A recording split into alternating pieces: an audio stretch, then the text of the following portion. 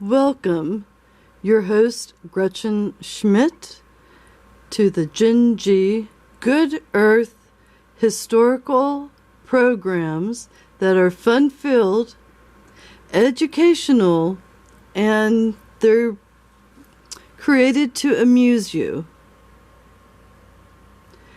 Plus, at the end of the program, I will give a snippet of music from a musician who played the bass guitar. I hope you enjoy it. But I want to get started on the program. And yesterday I asked you to look up the word wheel, which means a sound, healthy, or prosperous state of well-being. Wheel. And it's in the very first sentence where I'm going to start again. Wheel. The assembly was empowered to consult and determine on matters respecting the public will. It was declared that no acts passed by the assembly should be in force until confirmed by the General Court in England, and the ratification returned under its seal, and that, on the other hand, no order of the General Court should bind the colony until assented to by the Assembly. In 1622, the controversial, which had for some time existed between the Crown and the Company concerning the importation of tobacco, was at length adjusted by amicable agreement.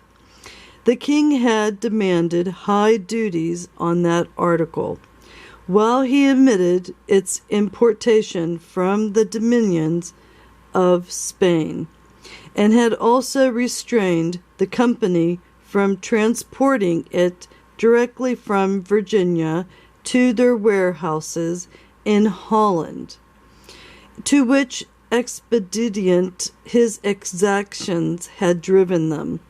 It was now agreed that they should enjoy the sole right of importing that commodity into the kingdom, for which they should pay a duty of 9d.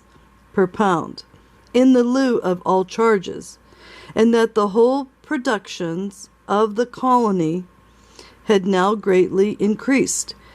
At peace with the Indians, their settlements had extended not only along the banks of the James and York rivers, but to the Rappahannock and even to the Potomac, which is Potomac. It now became extremely inconvenient to bring all causes to Jamestown before the governor and council. This originated the present county courts of Virginia. In this year, the cup of prosperity, of which the colony now began to taste, was dashed from their lips by an event which shook to its foundation and nearly destroyed the colony. In the year 1618, Powhatan, the most powerful of the Indian kings in Virginia, who after the marriage of his daughter to Mr. Rolfe had remained faithful to the English, departed this life, and was succeeded by Opechancanough, a bold and cunning chief, remarkable for his jealousy and hatred of the new settlers, but for a considerable time the general peace remained undisturbed.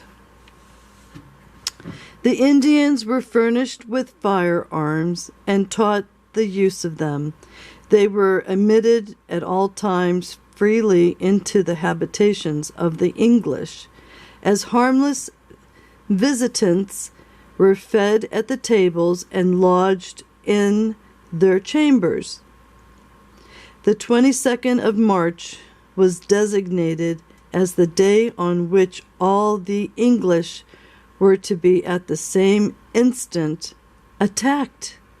Thus, in 1 hour and almost at the same instant, fell 347 men, women, and children. The massacre would have been still greater had not information been given the preceding night to a Mr. Pace by an Indian who disclosed to him the plot. He immediately carried the intelligence to Jamestown, and the alarm was given to some of the nearest settlements, which were thereby saved. So if we reflect on today, current events, and only this is my opinion, but what I'm hearing is that there could be some menace plots against the United States of America. And I am quite concerned, and that is one of the reasons I have made the commitment to go over the history of the United States of America so that it can be shared in case this very book that was made in 1830 would be destroyed or disappeared. And it's good to talk about what is going on today's times, and we can reflect and learn from our past so that we can become better citizens on this planet called Earth with a capital E. So this one Indian disclosed the plot, and then the intelligence went to Jamestown, and the alarm was given to some of the nearest settlements, which were thereby saved. Remember Paul Revere? You can look it up on the internet. As soon as intelligence reached England on these calamities of the sufferers, relief was ordered.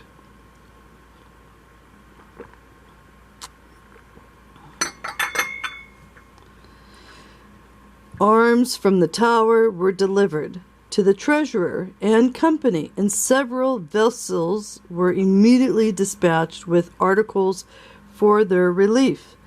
While the Virginians were mournfully their losses, the Plymouth Company began to experience the distress of famine. By the time their planting was finished, 1623, their provisions were so far exhausted that they had neither bread nor corn for 3 or 4 months. Under these afflictions, they appointed a day of fasting and prayer to humble themselves before God. But a plentiful harvest soon followed, which was noticed by a day of thanksgiving.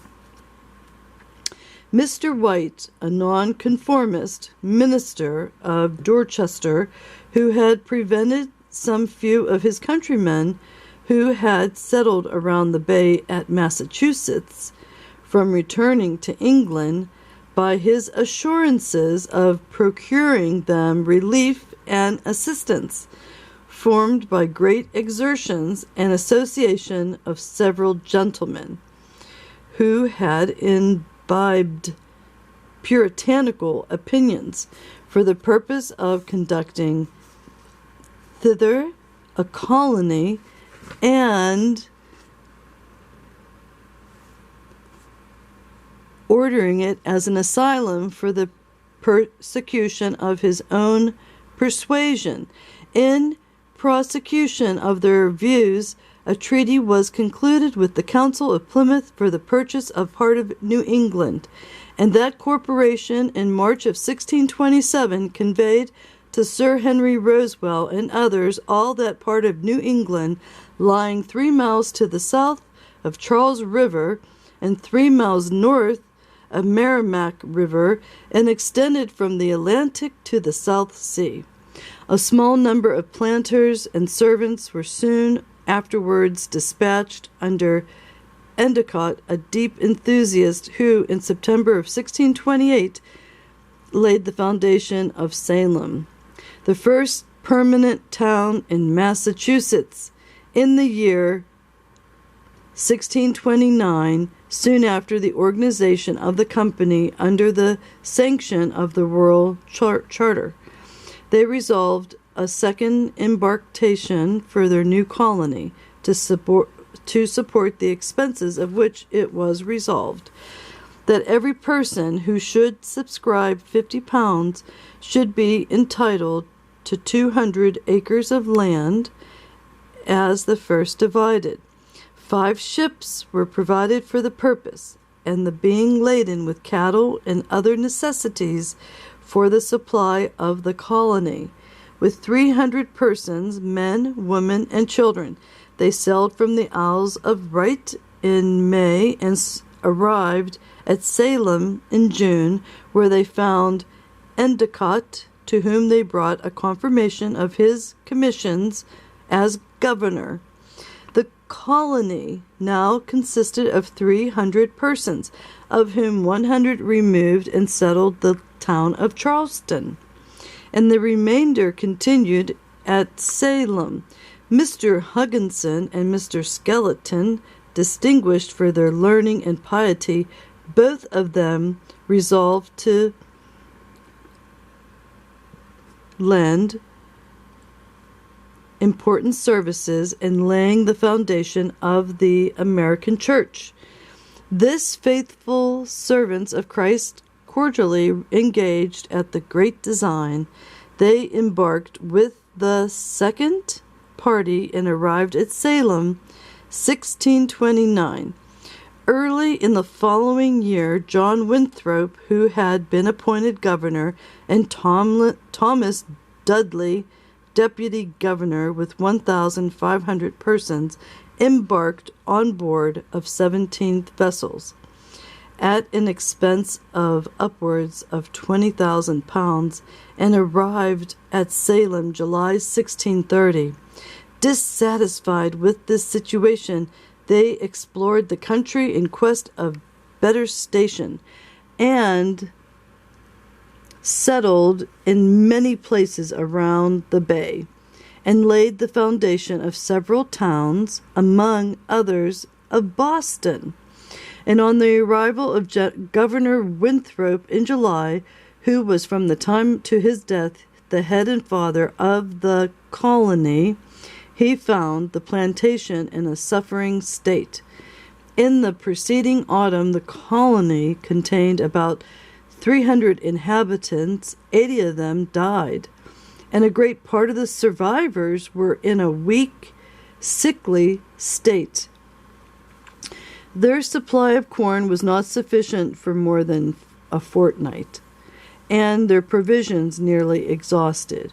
Friday, February 6th, was appointed as a day of fasting and prayer, but on the 5th of February a ship arrived with provisions, and a day of thanksgiving was appointed by the governor.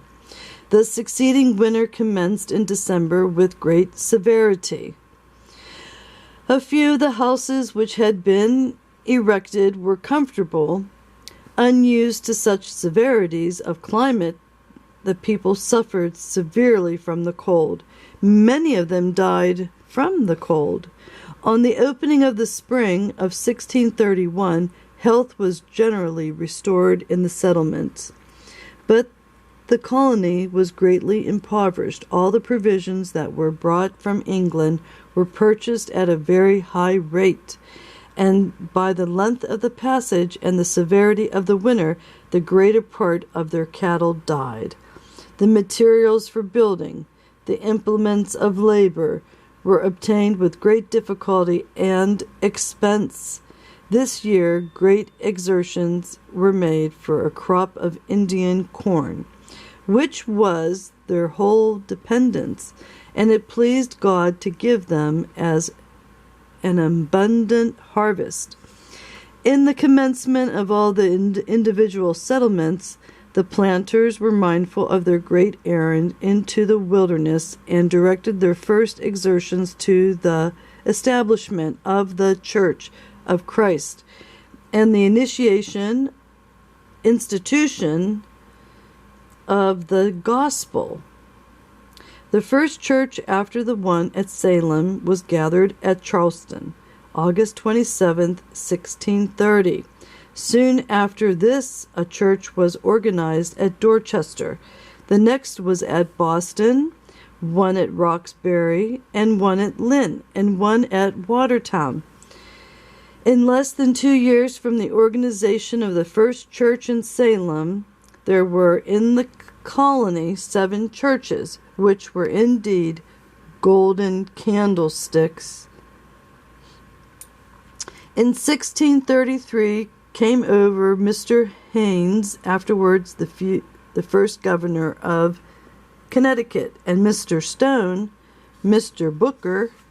Dooker, it's a D, Mr. Dooker, and Mr. Cotton, 3 of the most eminent lights of the New England churches. On the 21st of February, an order was made by the king in council to stop the ships at that time ready to sail, frightened with passengers and provisions for New England. But this order seems... I gotta put my light on, I can't see.